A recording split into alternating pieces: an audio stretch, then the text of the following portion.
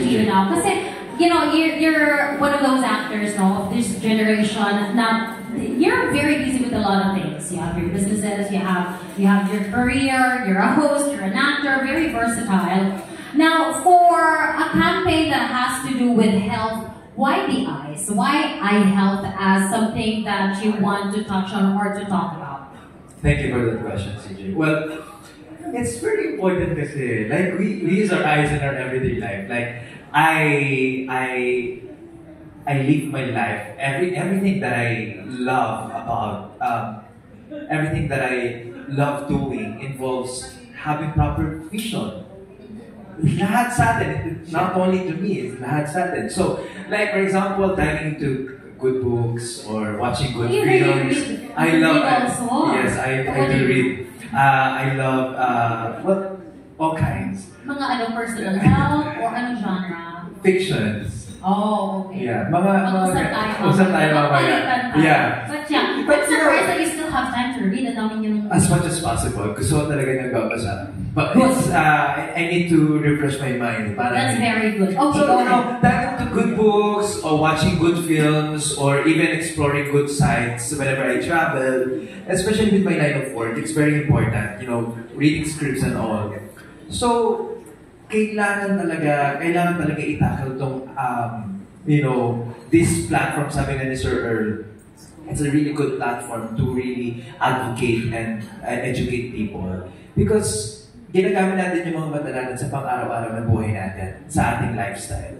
So, with me as an actor, it's very important because I rely on my eyes every time I express my character's emotions. True. I agree. So, kung pababayaan ko yung mata ko, wala nang kikitain.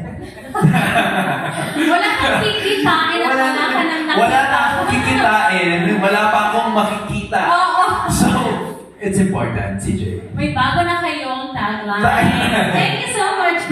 Walang kita kapag wala nang nakikita. Ay, magandang campaign yan. Ang perfect talaga siya. So, that's why it's very important. Okay, so personally, how do you take care of your eyes?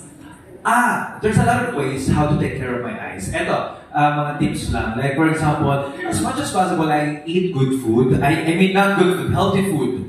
I try to balance my diet. I try to have a healthier and better lifestyle. I take my vitamins. I avoid straining my eyes in too much, you know, screen time. Sabi nga ni Doc sa akin kanina, dapat alagaan yung mata. Huwag masyadong mag-phone. So, there's a limited time lang for my eyes. And of course, pinaka-importante sa lahat, I always bring my eye home wherever I go. Sa tapings. Totoo yan, because... Do you have one now? I have one! Yes, of course! Akala ko sana yung box. See? I have, yeah! Oy, gamit yan! Oy, fairness sa'yo. Alam mo si I believe you na. Di ba? Kasi... Huhulihin mo sana! Yung totoo. Because, you know, parang, kailangan kong dalhin kasi saan ako na magpunta. Parang syempre kailangan kong, if you're gonna ask me guys kung kailan ako nagda-dry eyes, lagi. Hindi ko nga alam, kaya natatanungin ko si Doktora. Maybe because dun sa environment, sa ginagalawan ko sa set, sa taping, there's a lot of lights. And, you know, late nights, tapings and shootings, it's unavoidable.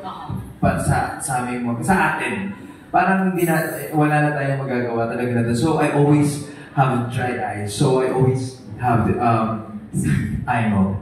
Ang galing kasi ipapabag grade talaga sa... In fairness sa'yo, to be fair, tama yung ginawa. No, but you know what? Ito, nag-binagrade ako. Nag-is ni Jillian Ward. Oh, I think I watched that. At makikita may eye mo doon. You know, meron tayong mga little things, diba, that we just cannot live without. I'm always one of yours.